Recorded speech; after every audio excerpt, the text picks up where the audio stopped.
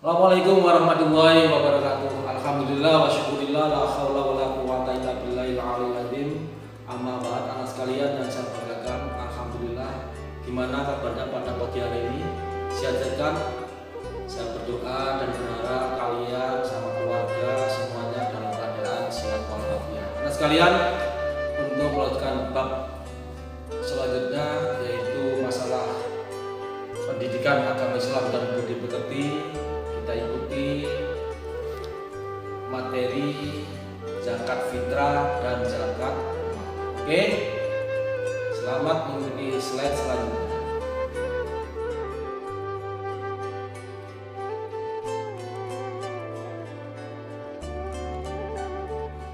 Assalamualaikum warahmatullahi wabarakatuh. Anak-anak sekalian, sebelum pelajaran ini kita mulai, mari kita bersama-sama berdoa. Semoga apa yang saya sampaikan nanti bermanfaat. Kita awali dengan berdoa, membaca doa sebelum belajar bersama-sama. Berdoa mulai. Raditu billahi robba wa bil islami dina wa bi muhammadin nabiyya wa rasulah. Rabbi zidni ilma warzuqni fahma, amin ya rabbal alamin. Aku rela Allah sebagai Tuhanku, Islam sebagai agamaku, dan Nabi Muhammad sebagai Nabi dan Rasulku. Ya Allah, tambahkanlah kepadaku ilmu dan berilah aku pengertian yang baik. Amin. Anak-anak sekalian, untuk materi kali ini yaitu bab 3, masalah zakat fitrah dan zakat mal.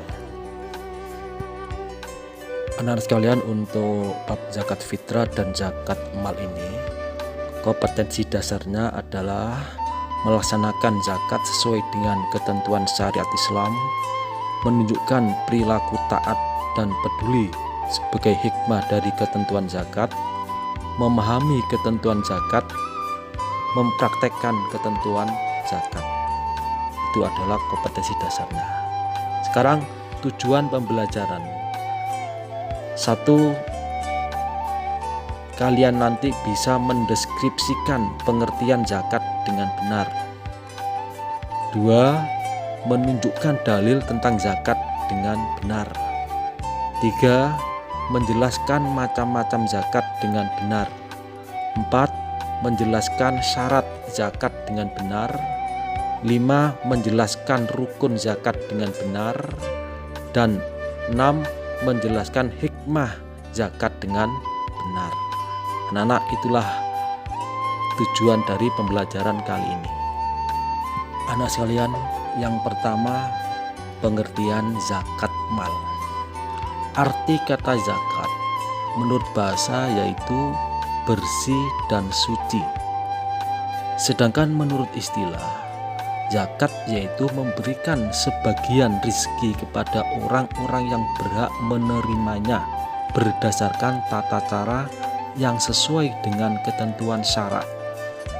Zakat juga berarti berkah, yaitu harta yang dizakatkan itu akan membawa manfaat bagi orang yang memberi dan orang yang menerimanya.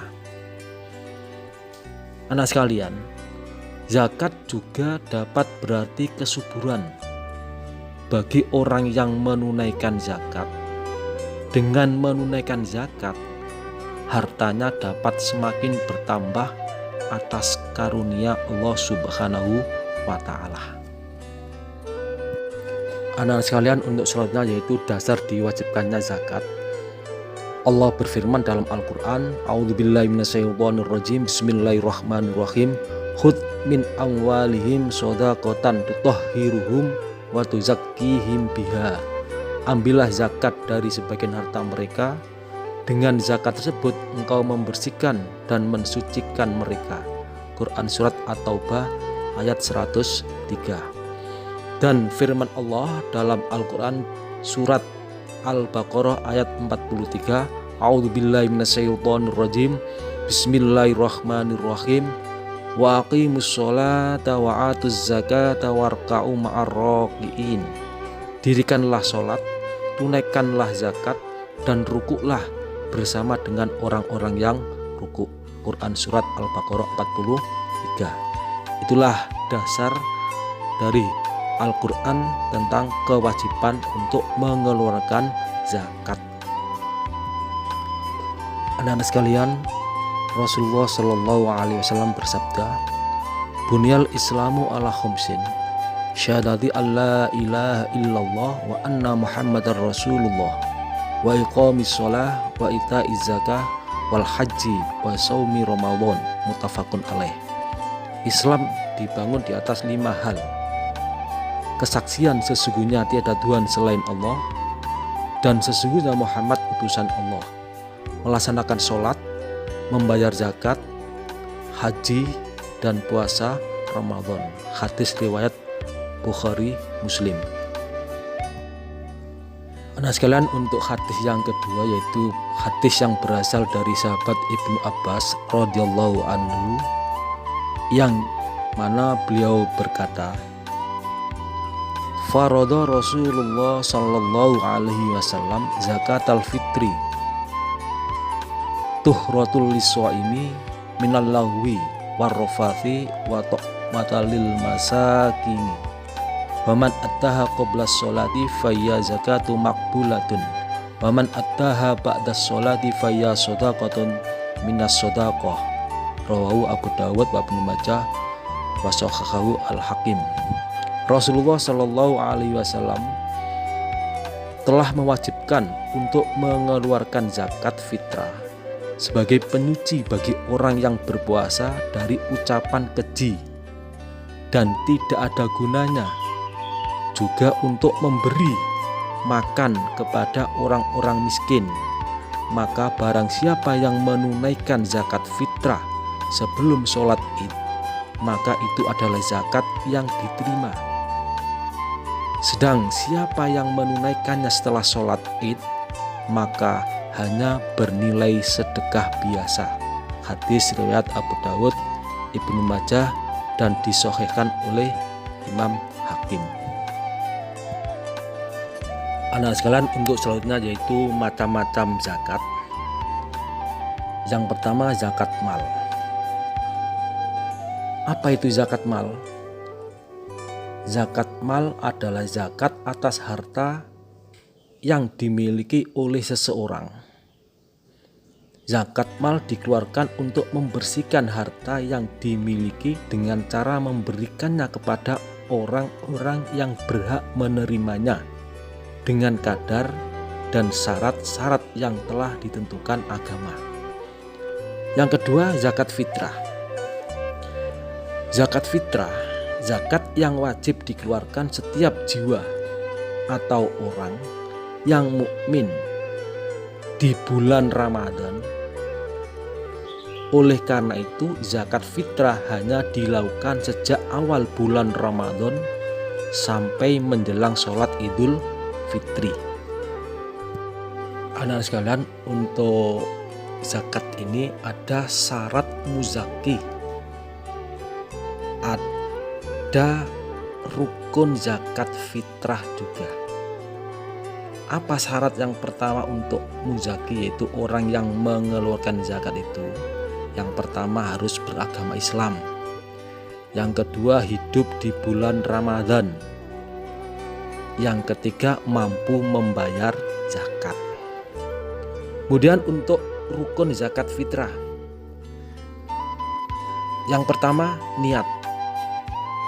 Yang kedua, adanya muzaki, yaitu orang yang mengeluarkan zakat. Dan yang ketiga, adanya mustahik. Apa mustahik itu? Mustahik adalah orang yang berhak menerima zakat. Dan yang keempat, harta yang dipergunakan zakat fitrah itu harus ada.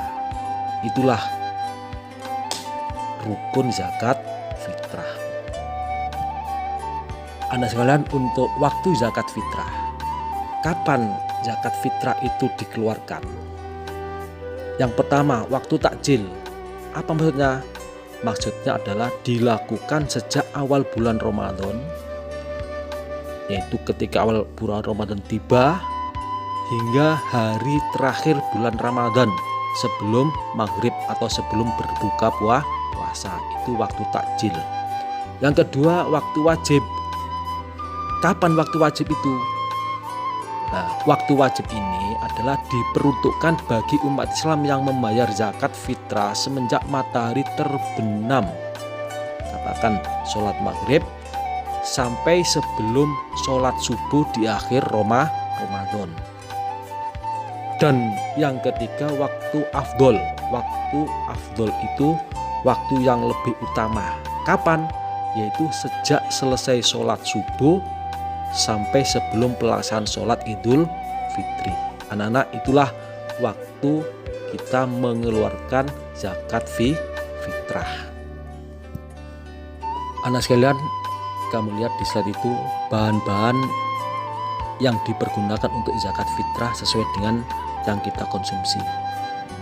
Coba lihat, ada gambar beras yang kurang bagus, yang jelek, yang sangat bagus. Nah, kamu kalau makan yang bagus, jangan sampai zakat fitrah yang kita keluarkan itu yang paling jelek. Ya, sesuai yang kita makan sehari-hari. Itulah zakat fitrah yang harus dikeluarkan berupa beras sesuai yang kita konsumsi tiap hari. Anak sekalian, kamu lihat di slide itu ada contoh niat zakat fitrah.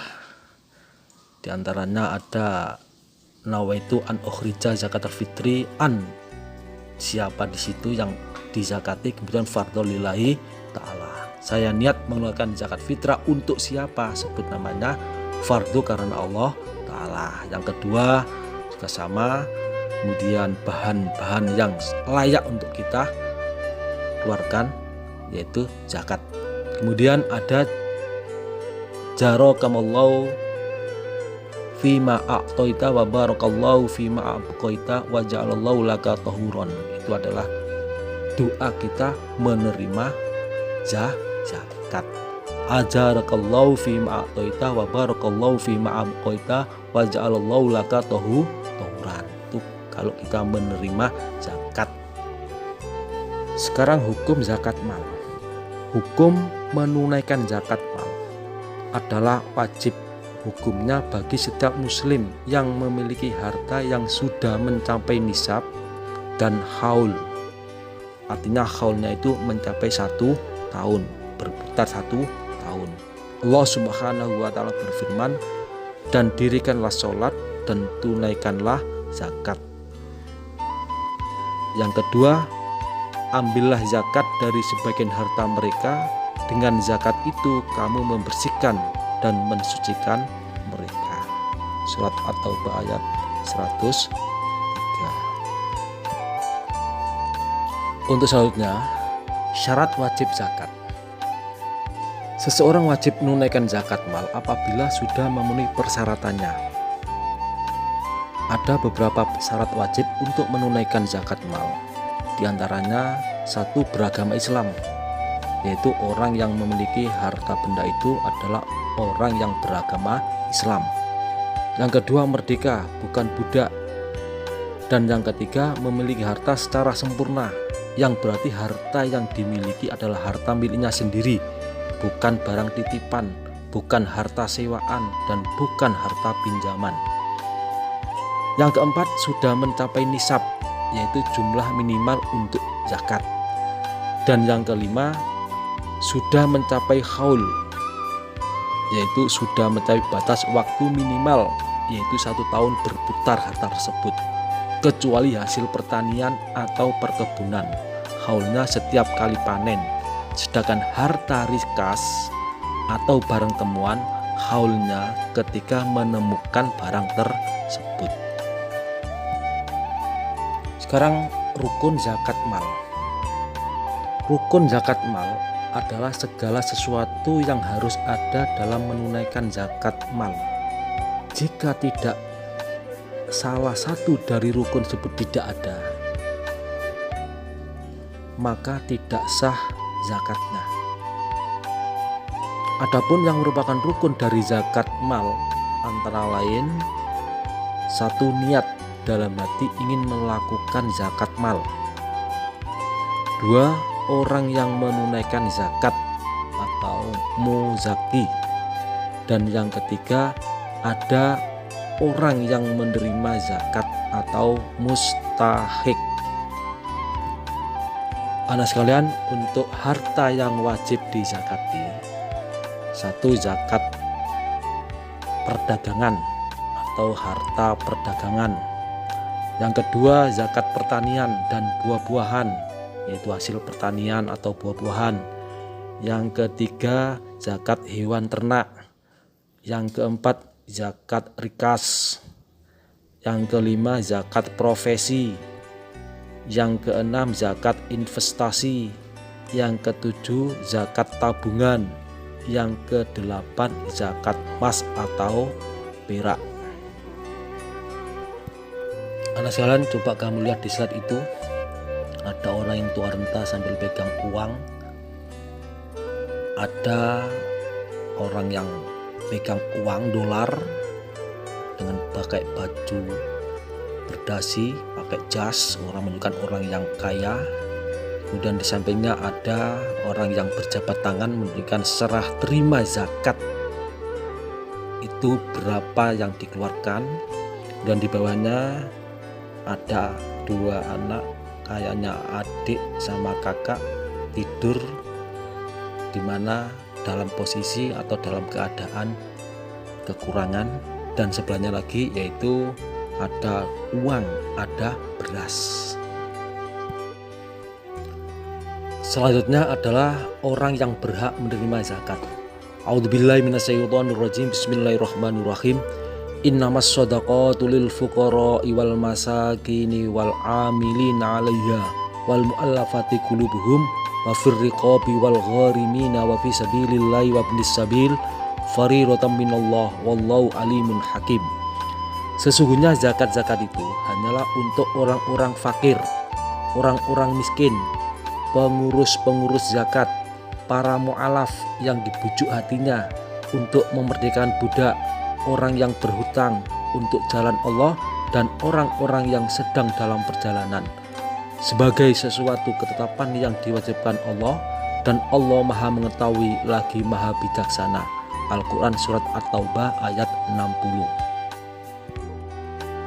Anak sekalian, lihat slide itu, ada lembaran uang 100.000 dan 50 ribuan. Sebelahnya ada gambar siapa orang yang berhak menerima zakat. Di bawahnya ada koin emas untuk dihitung.